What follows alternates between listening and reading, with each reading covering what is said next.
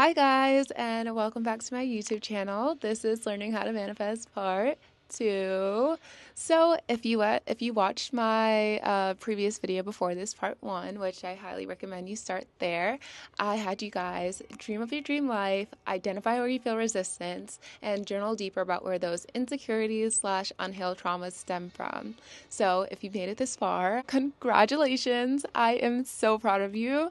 And if you see me looking down, it's because I have my journal right here. I still want to be extremely intentional about how I am putting out this video and how people are going to receive it. So I just took some notes to reference while I'm making it. So I want to begin this video by giving you guys a mantra / affirmation that you can use whenever you're feeling insecure or you're feeling any fear around manifesting your new life or in environments where you have to show up for yourself. So here's the affirmation / mantra. I understand that contrasting emotions serve purpose in showing me what it is I truly desire. I am grateful to be connected to my body in this way and honor every time my internal system highlights something in my present moment. However, today, I release all fear that isn't currently serving the path to my dream life. I release any limiting beliefs that are keeping me from realizing my true potential. I welcome a new energy that can move me closer to my destiny. I believe in myself, so be it. So whenever you're feeling fear or uneasy, you can repeat that mantra to yourself. Sometimes I even like to shake it out. I'll put my hands up like this, both of my hands up, and I'll just shake it out from the top of my body to the bottom. And it helps me to release that energy, to get that energy flowing and moving, and to refocus back into the present moment. So yeah. We are going to be breaking up this video into two different sections, energy and intention. We are going to be starting with energy first. So let's get into it. In order for you to manifest from a place of true desire, your emotion / internal system has to be aligned with the energy of that potential desire / manifestation. Becoming Supernatural by Dr. Jeff Mendoza helped me, I think that's how you pronounce his name, but it helped me understand the importance of this part of manifesting. So when you're learning about energy in physics, they categorize it into two different types. There is potential energy and then there is kinetic energy. Potential energy is stored energy and kinetic energy is energy in motion. Their primary relationship being their ability to transform into each other. And this is really, really, really important for what I'm about to say. Your emotions are energy in motion.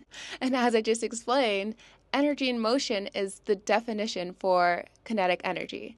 So your emotions are always supposed to be an active, flowing experience versus a stagnant state of being. A stagnant state of being, or your energy stuck in its potential state, not flowing, looks like someone in survival mode. When you do not process or attend to your internal system / emotions, the trauma and life experience that you have been through, you are stopping the flow of energy. The energy moves from being kinetic energy to potential energy.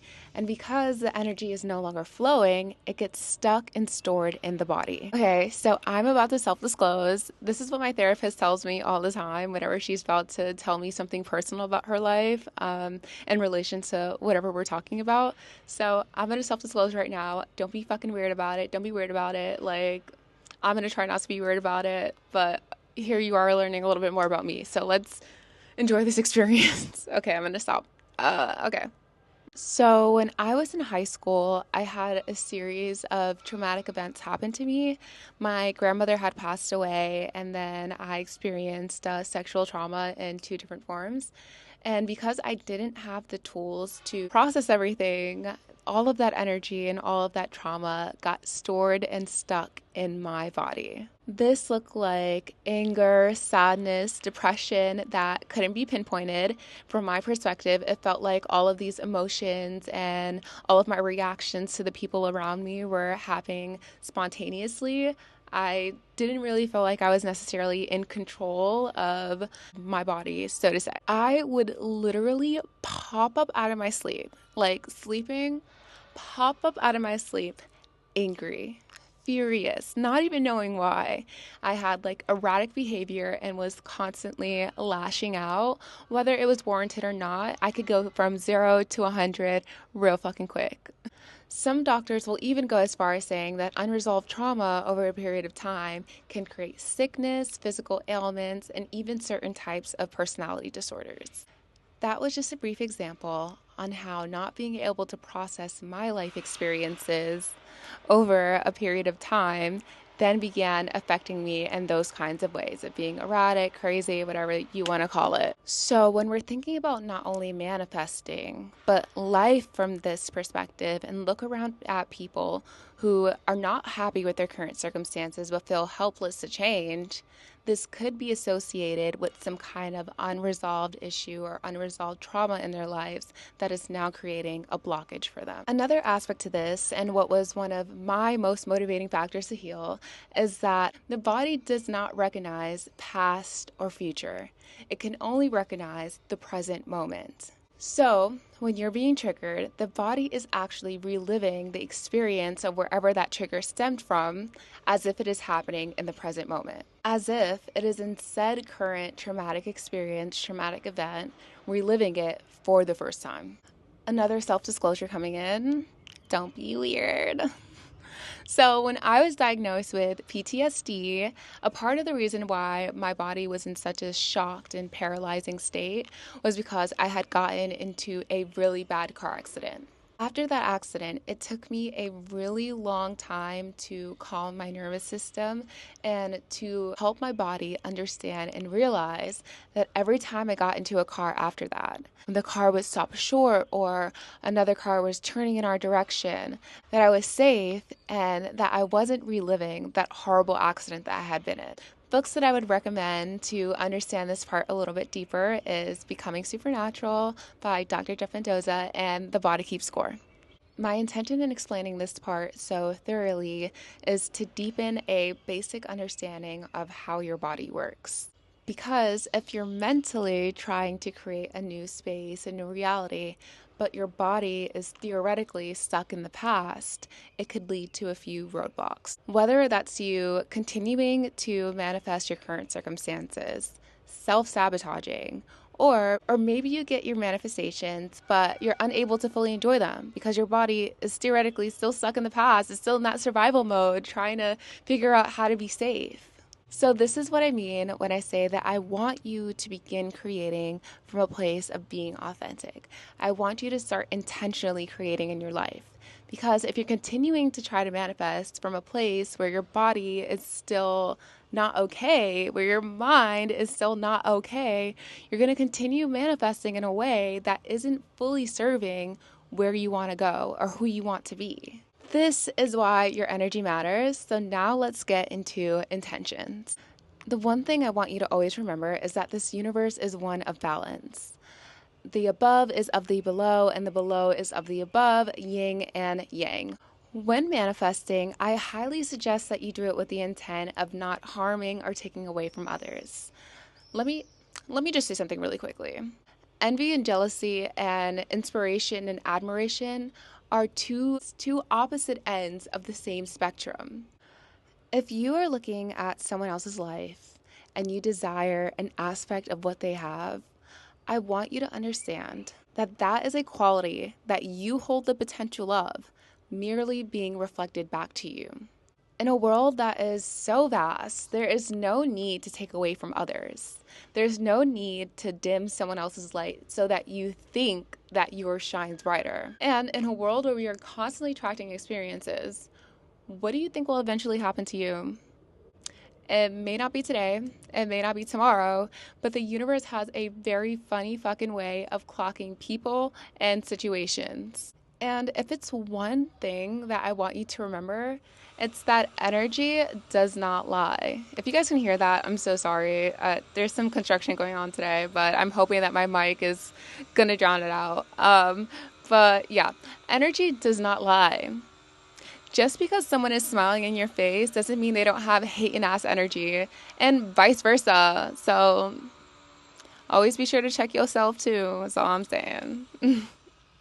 If you're not at a point where you can look at other people and be happy, first of all, that's okay. Like that is totally okay. Second, stop looking at other people and ask the universe to show you how to be happy with yourself. Because again, energy does not lie.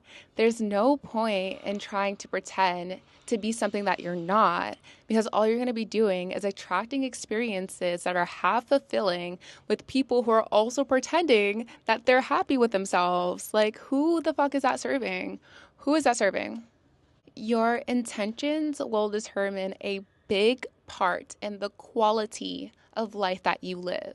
Not in a materialistic kind of way either, but in the way that you perceive the world and the people around you. Another thing, please don't mistake that you striving for or having good intentions means that the people around you will have good intentions too. This is where your new best friend, discernment, is going to come in. Remember, this world is one of free will, so everybody has the right to do with their life what they want. It is not your job or your responsibility to change others. It is only your responsibility to continuously evaluate what it is that you want in your life and act on it. The beauty of free will is that you have the choice to choose differently, the choice to love differently, the choice to show up for yourself and the people around you differently. Your fear will never be greater than the result of trying. Your fear will never be greater than the result of trying. And this doesn't mean that you have to become this like selfless, all-enlightened being, but it does mean that you should prioritize what makes your soul light up, whether that's you saving up for your dream Bentley or starting a nonprofit. And anything that you do in life shouldn't be driven in an egotistical kind of way. How you can help discern what is your ego and what actually makes your soul light up is when you receive your manifestations, even if it's not something that you quite want, even if it only came to you so that you could refine what it is that you truly want. Are you grateful for the experience, taking note of what did and didn't work, and then deciding to create something new? Or when you receive the manifestation, are you unsatisfied and then chasing to fill an emptiness/void? These are two completely different experiences, and I want you to be grateful for what you create, even if it isn't quite what you really want. Once you understand the importance of your emotional body and your intentions, you can then begin to align both to create what it is that you want to manifest. You will then start becoming crystal clear on what it is that you want to experience in your life without the sole inspiration being because others have it. Clock it. Clock it. Over time, you will begin closing the gap between bringing something to life that is only half fulfilling and creating something that your soul genuinely seeks as nourishment. With all this being said, here's your homework for this week. Assignment number 1. Go back and revisit the manifestations that you wrote down last week. Truly analyze, is this something that is going to fulfill you? Or is it something that is only going to make you temporarily happy? 2, I want you to start some groundwork on what are your morals, what it is that you want and don't want in your life, what it is that you are establishing as this is a boundary, this is something that I want in my life, and something that you're like, you know what, like I'm not willing to have this in my experience because it is not aligned with what it is that I want in my life. And this should start off really simple. This could be like, I don't want any friends who are going to talk bad about me behind my back. I don't want any liars in my life. I don't want to be in any environments that don't hold my best interests. 3, I want you to start journaling about what healing looks like to you. What is it that you need to let go of a limiting belief?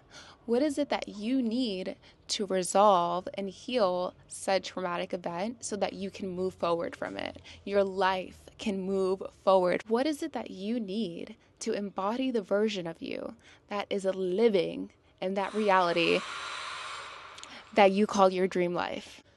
Is it a therapist? Is it new friends? Is it a new environment? One thing that I want you to do is like understand that there's nothing that you cannot manifest. If you don't know what that is, manifest the experience to know. Ask the universe or yourself, your higher self, whatever it is that you believe in, to show you how you can move forward in life, to reveal to you what it is that is holding you back. Because once you know, the choice is now in your hands. There is nothing that you can say, there's nothing that you can do that can place that responsibility in someone else's hands or in someone else's blame to be like, this is why I'm not where I need to be. You will then only be able to hold yourself accountable. Clock it. Thank you for watching this video. Thank you for sticking through it and listening to what I have to say. And also, thank you for showing up for yourself. Really quickly before I go, I just want to say that next video I will be incorporating 2 different techniques for you to, one, learn how you manifest. Like, how is manifesting going to work for me? What is going to make me feel like the energy that I'm putting out into the universe is coming back to me? I'm going to show a few exercises that I do, and then you can try them for yourself and see if it works. And 2, for you to learn the speed at which you manifest. So those are going to be 2 exercises that I'll include in the next video and the final part of the video, which should be really fun. So thank you for watching. Thank you for showing up for yourself, and I'm gonna go now, so bye.